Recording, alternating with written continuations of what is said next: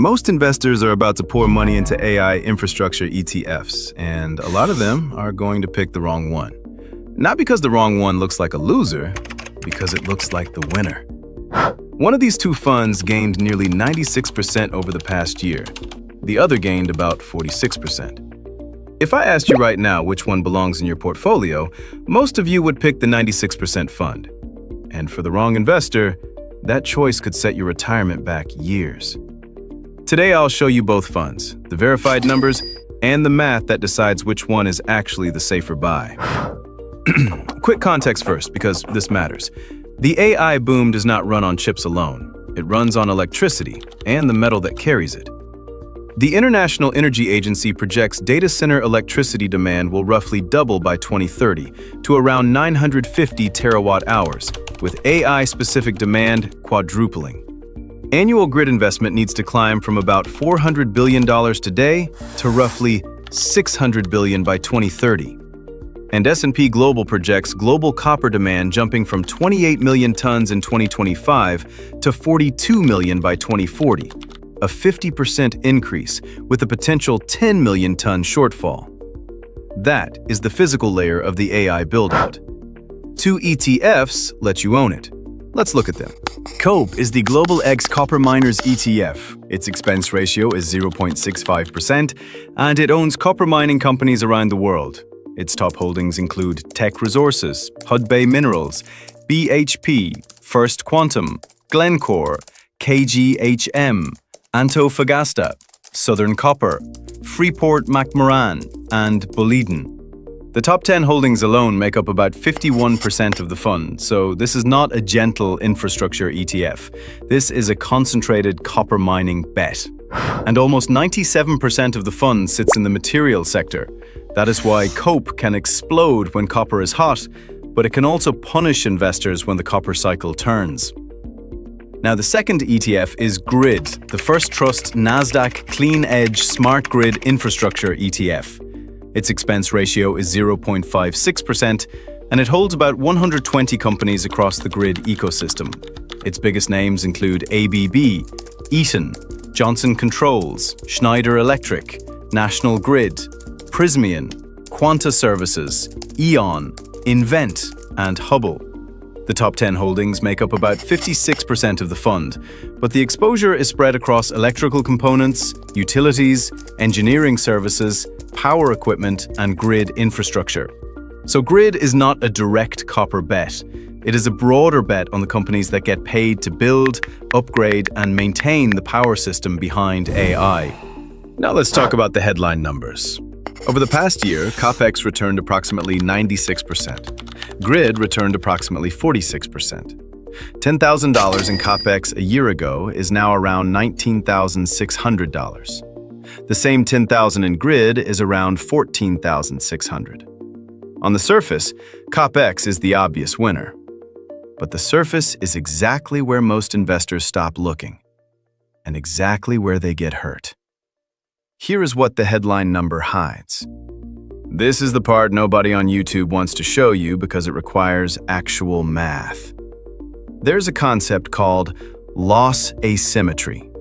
If a fund drops 50%, you do not need a 50% gain to get back to even. You need 100%. A 60% drop needs a 150% gain to recover. An 80% drop needs 400%.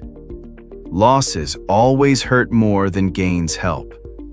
And the cruel part is that the bigger the drop, the more disproportionate the recovery becomes. A 25% drop needs a 33% gain. A 50% drop needs 100%. A 75% drop needs 300%. The math is not linear. It accelerates against you. Now let's apply that to COPEX. The 96% year you saw in the headline is real, but it is not the whole picture. Here are COPEX's actual annual returns from public data. In 2015, COPEX fell 45.88%. In 2018, it fell 31.31%. In 2013, down 27.5%. In 2011, down 30.81%. And since inception in 2010, COPEX's maximum drawdown has been 83.16%.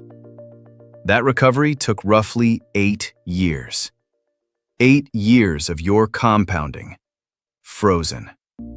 To put real numbers on it, $10,000 in COPEX after an 83% drawdown is $1,700. To climb back to $10,000 from there, you need a 488% gain. That is not a recovery. That is starting over. And here is the part that should give you pause. Look at COPEX's history one more time. The 70% gain in 2016 came after a 45% loss in 2015. The 39% gain in 2017 came right after that. COPEX's biggest up years are almost always the recovery years from its biggest down years. The 96% return you saw in the headline is partly the same story playing out again. Copper miners were beaten down. Now they are running. Buying COPEX today after a 96% year is buying it at a point where the recovery has already happened. That is the opposite of the cycle you want to enter. If this is helping you see the real risk behind the returns, do me a great favor and like the video and follow Real Wealth Hack. This tells YouTube you like making money. Now, let's go one layer deeper, because COPX has another risk most investors are not pricing in. Now, COPX may never see another 83% drawdown, but a 30 to 50% drop in a single bad copper year is not a worst-case scenario. It is COPX's documented history. And here is the live risk on copper itself, today.